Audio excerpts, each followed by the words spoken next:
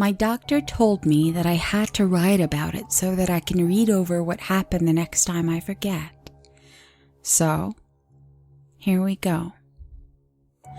I can still remember the first time that my friend took me to the Piggy room. I was 5 years old and I was drifting off to sleep. The darkness of my room is what sticks most vividly in my mind. My sleep was interrupted by a tapping noise. Tiny little taps like fingernails on wood. After hearing it a few times, I sat up in my covers to investigate. It appeared that the tapping was coming from underneath my bed. Needless to say, I was a little startled by this. But then I saw my friend Tom Tom's hand reach out from underneath and knew that everything was okay. Tom Tom was an older boy than me, and I looked up to him greatly. I took his hand upon that night, his gray hand that was always very cold and rubbery. Sometimes I could put my finger through his skin and feel what was underneath. He didn't like me doing that much, though. I think that it was because it reminded him of what he was. Tom Tom didn't like talking. He liked playing with me instead. We sat there in the darkness for a few moments before he spoke. "Do you want to see the secret place I found?" he asked. "It's bedtime," I remember replying. "I can't play with you now. Mommy will shout at me if I leave the bed." "You won't have to leave the room. Just come under here with me and I'll show you the secret place." I can remember letting out a deep sigh, but I did what I was told and let him lead me under the bed.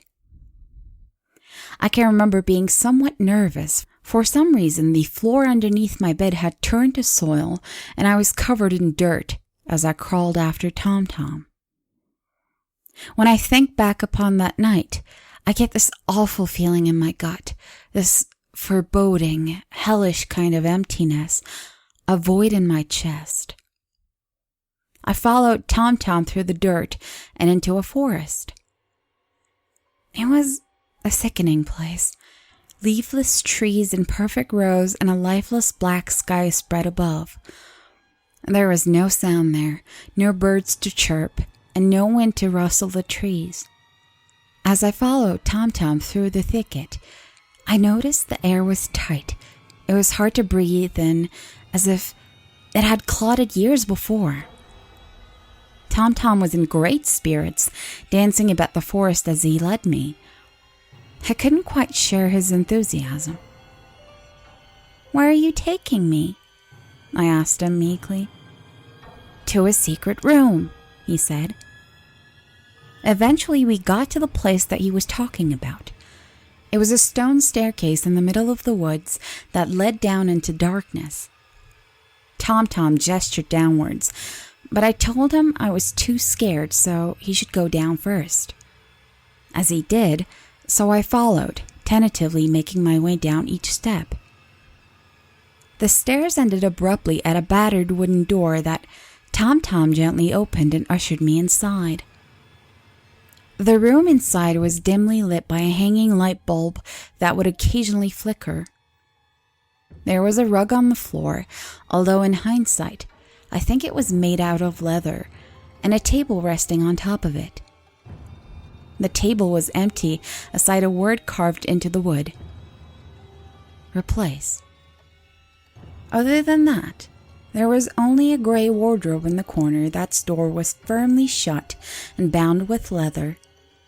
There was a funny smell in that room which I now know to be the smell of rotting meat, festering meat.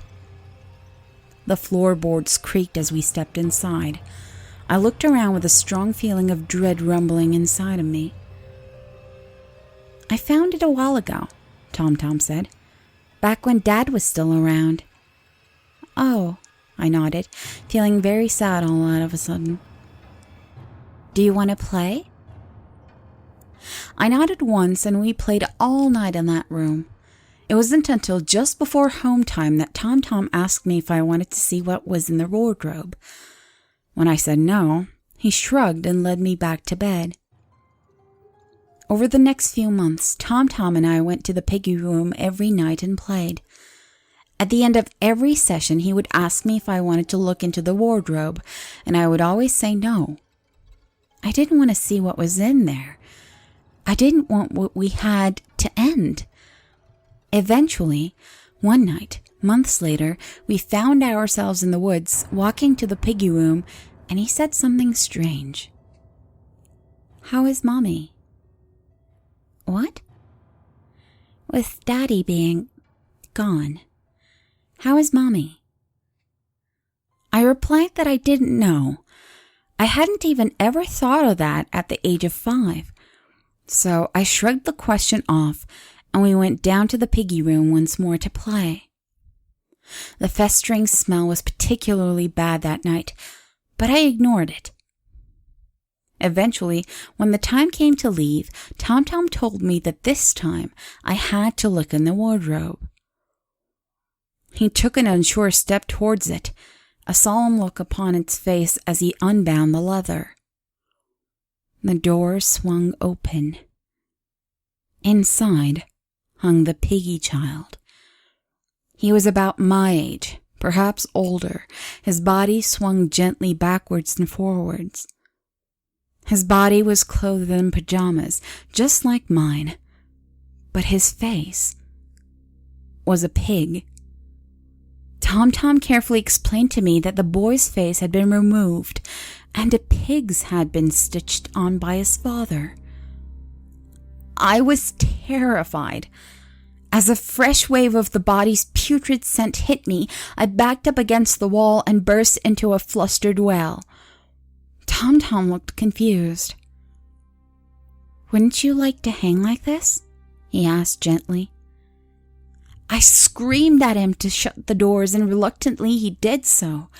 He then stared at me for a long time with his sunken eyes and wrinkled, rubbery skin. He didn't understand why I didn't like it. "He needs a replacement," he explained. "One day." After that night, I ignored Tom. I would scream every time he tapped for me, and my mother would come and comfort me. I never told her about him. Instead, I just said I had a nightmare. Years later, and I became a woman.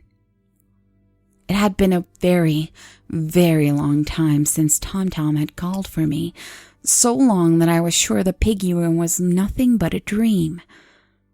I had written off the Piggy room as nothing more than a strange delusion. I had told nobody about it, nobody at all, for fear of sounding deranged. One day, I found myself looking through some old papers for some kind of story to inspire my writing. I had made a pretty good life for myself writing crime fiction. Of course, it wasn't the best pay in the world, but it was just enough to get by without having to work some boring 9 till 5 kind of job. After a few hours of reading faded papers, I came across an article that made my skin crawl. Date: October 1987, a year before Tom took me to the Piggy room. Headline: Father murders child and hangs the body in wardrobe. I thought back to the Piggy room. The article triggered it, and I remembered it all. I remembered my mother crying. I remember my big brother Tom, and I remember what my father did to him. I remembered the old wooden shed where he hung, the Piggy boy with the piggy face, and the Piggy room where I had found him.